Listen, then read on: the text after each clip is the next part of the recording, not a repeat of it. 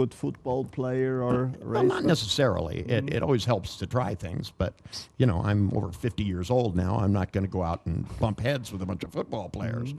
But you know, and I'm certainly not going to box with some 6'2" guy that that can break a punching bag in half.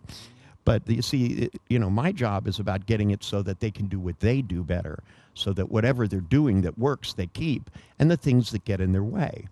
I mean, even people spend so much time worrying and inducing doubt when if they stopped and thought about it, it's a mechanical device. It's like a handshake, only with the wrong hand.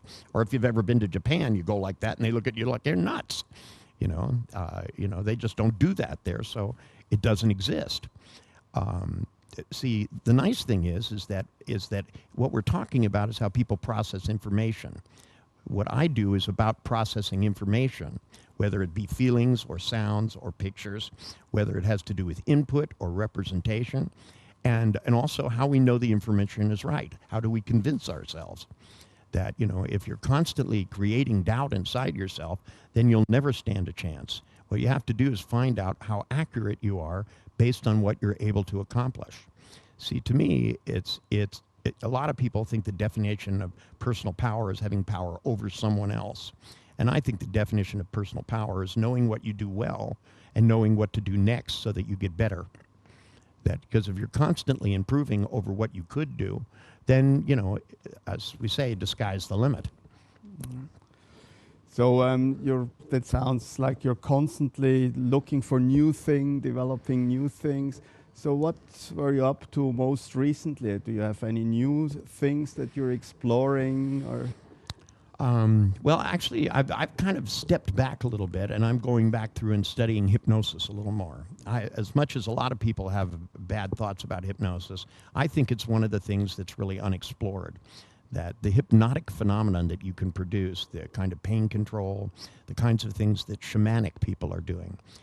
I've gone back and started studying witch doctors and some of these healers in quote primitive cultures, and found out they in fact are doing some things that Western medicine isn't doing, and trying to distinguish the difference between things like how acupuncture works and how we get our energy in our body to be different, so that we can change our state and become healthier and more alert, without necessarily having to have pins stuck all over our body, but just as a general rule that those kinds of things influence us and influence our states of consciousness.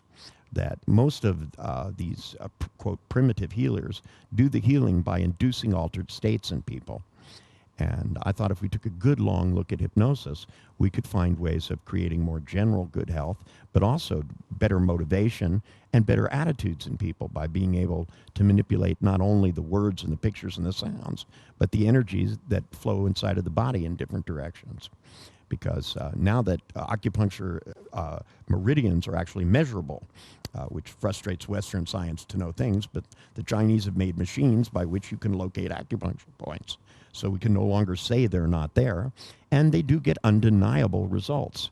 And I think we have to look at it in a bigger way than just the history of acupuncture, the history of Western medicine. We have to start to think, what does this have to do with learning? What does this have to do with growing up? What does this have to do with the way we feel and think about ourselves from the time we wake up in the morning to the time we go to work, to the time we come home, and how do we relax? Because lots of people who are highly motivated end up burning themselves to shreds because they don't know how to relax.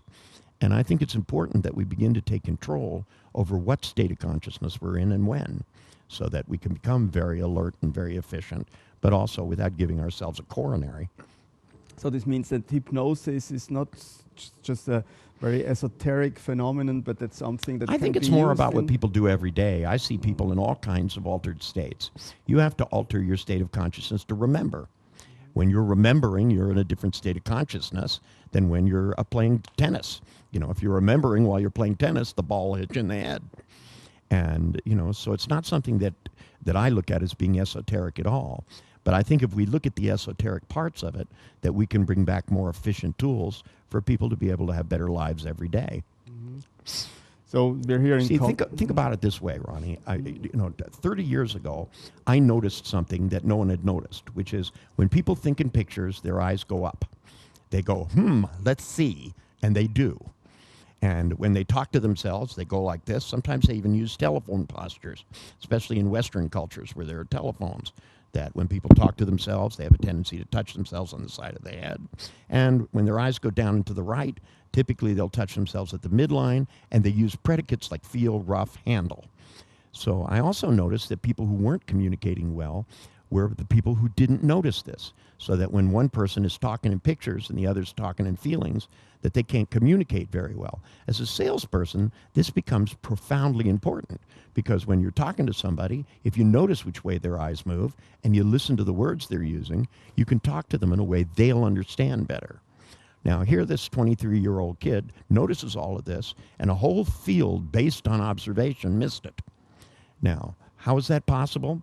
Well, it's possible because if you're not programmed to believe everything that doesn't work, then you'll always look for something better. See, to me, diagnosis is only good if it tells us what to do. If a diagnosis of some kind of thing medically doesn't give us the solution, it's not a worthwhile diagnosis unless it leads to that solution. To me, the same thing is true about success.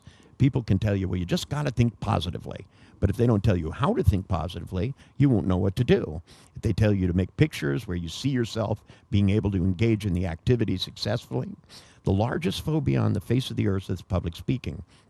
And almost everybody who has a phobia of public speaking make pictures of terrifying things happening to them when they get on a stage.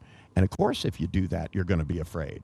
You know, I actually, last week I did a seminar for McKenna Breen in London, and there was 800 people in the audience, and I picked somebody out. I said, who out here got stage fright, who was afraid to get up in front of an audience? Somebody trembled and raised their hand, and I went, you! I said, in a minute, I'm going to ask you to come up there. And they went, ah! And I said, what did you just do inside your head? And they shifted their eyes up like this. And I said, you made a picture. And they went, no, I didn't. And I said, you have to come up here. And they went, like this. And I said, now what's the picture? And they said, well, I saw myself getting on the stage and stuttering, and I saw all of these people in the audience getting angry at me. And they told me, they said, one of the people jumped up and started strangling me. Well, actually, nothing had happened. They hadn't gotten out of their chair yet. But if all of this goes on inside of your head, of course you're going to feel afraid. If you don't think that things are going to work out, and if you don't think about how they are going to work out, but you also have to notice if they don't. It's not enough to have confidence. You also have to have the competence to notice if you start talking to an audience and they do get angry and start looking like they're going to strangle, that you change what you're doing. You know, to me, it's a double-edged sword. You always have to have internal optimism and external experience so that you can change your internal plans so you find things that work. Mm-hmm. So how does NLP, you said you went back to study hypnosis more thoroughly.